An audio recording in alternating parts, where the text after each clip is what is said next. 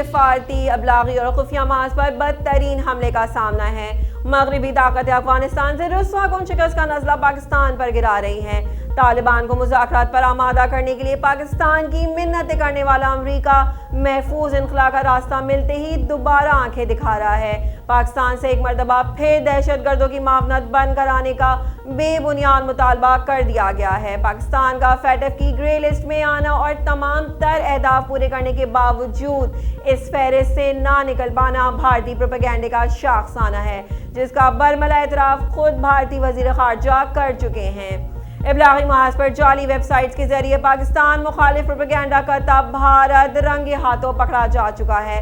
افغان سفیر کی بیٹی کے اغوا کے ڈرامے کے پیچھے بھی بھارتی ہاتھ کار فرما نظر آ رہا ہے، اور اب مودی سرکار کی جانب سے اسرائیلی سافٹ ویئر کے ذریعے وزیر اعظم اور وفاقی وزراء کی جاسوسی کا انکشاف سامنے آیا ہے۔ یہی ہے ہماری آج کی اہم ترین خبر، تو آئیے اس پر اور دیگر خبروں پر نظر ڈالتے ہیں۔ میں ہوں سارا سراج اور آپ دیکھ رہے ہیں اپڈیٹ 360۔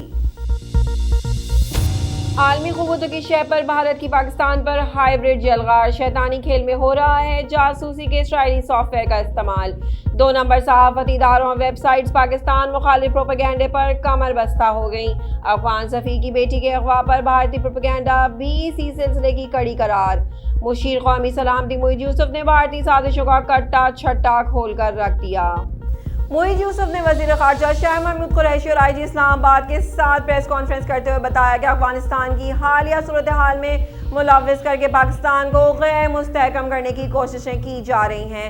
جعلی ویب سائٹس اور اکاؤنٹس کے ذریعے بلوچستان اور کشمیر سے متعلق پروپیگنڈا مہم چلائی جا رہی ہے۔ انہوں نے کہا کہ افغانستان اور پاکستان کے تعلقات کو خراب کرنے کی جان بوجھ کر کوششیں کی جا رہی ہیں۔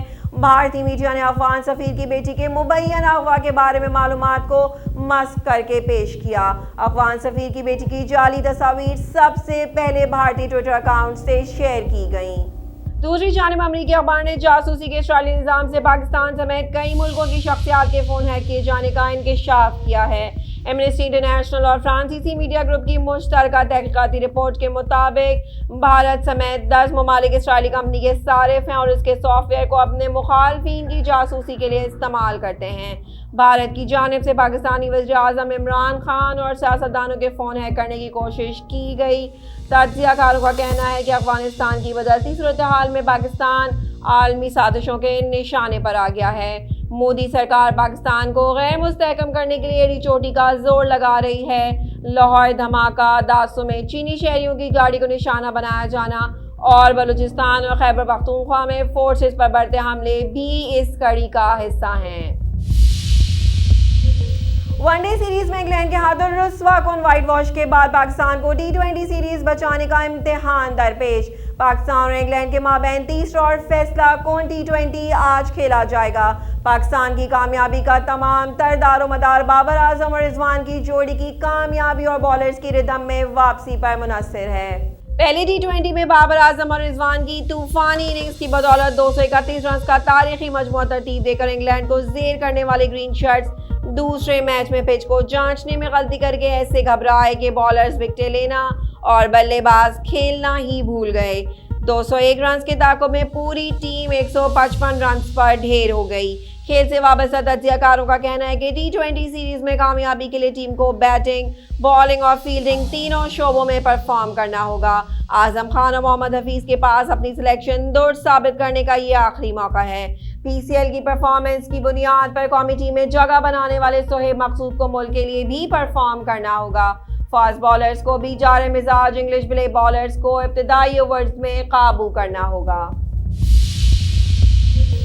امریکہ کی معروف آئس کریم ساز کمپنی بین اینڈ جیریز نے عوامی مطالبے پر مقبوضہ فلسطین میں اپنی مصنوعات کی فروخت بند کر دی۔ کمپنی نے اسرائیلی تقسیم کاروں کے لائسنس میں توسیع سے بھی انکار کر دیا۔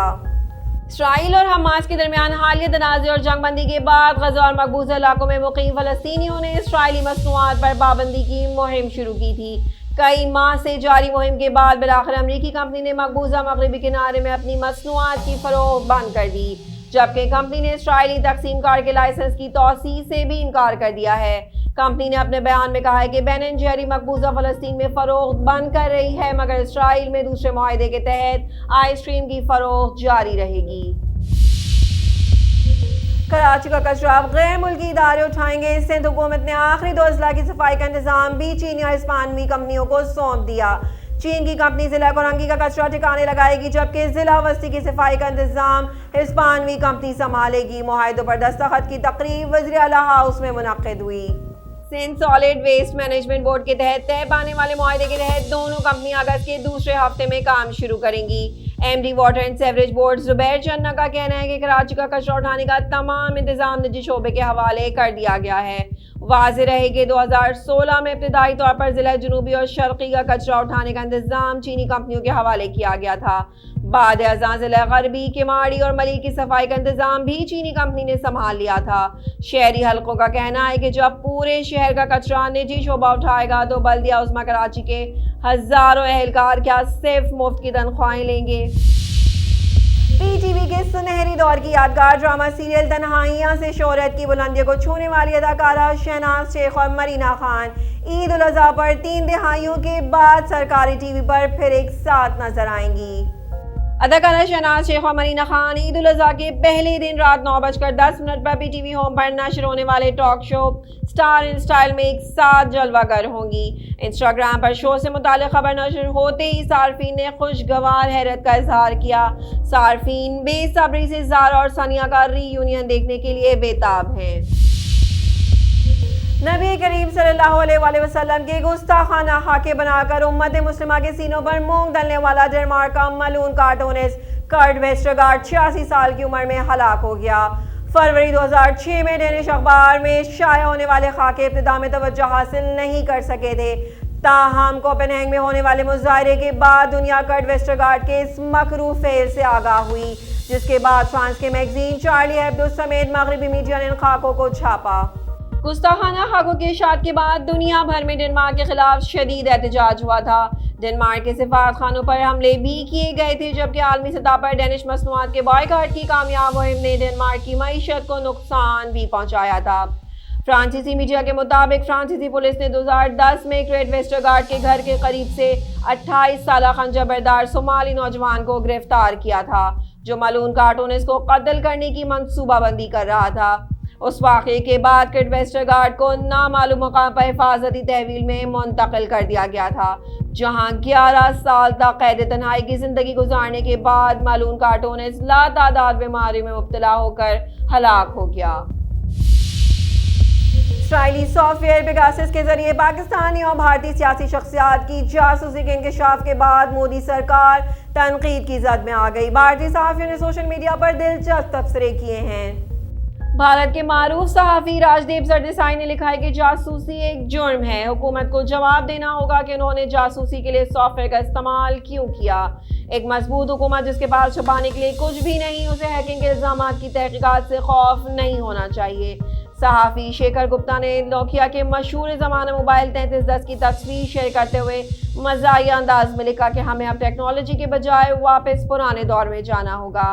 نامور بھارتی صحافی برکھا دت نے لکھا کہ میں نے یہ لکھنے کا کبھی سوچا نہیں تھا کہ جس روز بھارت کے وزیر آئی ٹی نے پیگاسس کے ذریعے غیر قانونی نگرانی کی تردید کی، اسی دن ان کے موبائل کی نگرانی کا بھی انکشاف سامنے آیا ہے.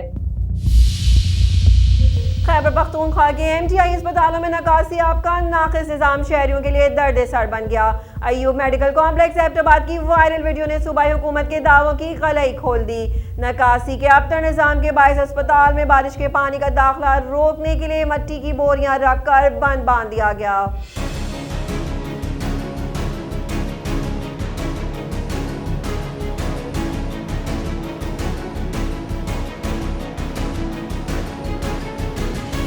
خیبر پختونخوا میں مونسون کی شدید بارشیں جاری ہیں. پشاور اور ایبٹ آباد سمیت صوبے کے متعدد شہروں کے سرکاری اسپتالوں میں صفائی کے ناقص انتظامات شہریوں کے درد سر بن گئے. ایوب میڈیکل کمپلیکس مردان کے مرکزی دروازے کی وائرل ویڈیو نے صوبائی حکومت کے دعووں کو مذاق بنا دیا.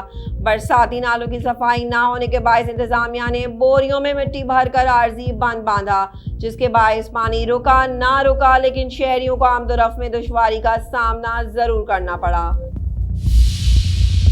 ایوب میڈیکل کمپلیکس سمیت صوبے کے تمام بڑے اسپتالوں میں نکاسیاب کا ابتر نظام صحت کے میدان میں انقلابی اقدامات کی دعوے دار خیبر پختونخوا حکومت کے لیے لمحہ فکریہ ہے. صوبے کے تمام شہریوں کو صحت انصاف کارڈ کی فراہمی صوبائی حکومت کا قابل تحسین اقدام ہے، مگر محمود خان حکومت کو اسپتالوں کی حالت اس سال بہتر بنانے پر بھی خصوصی توجہ دینی ہوگی۔ بلیٹن میں شامل مزید خبریں پڑھنے کے لیے وزٹ کیجیے ہماری ویب سائٹ news360.tv۔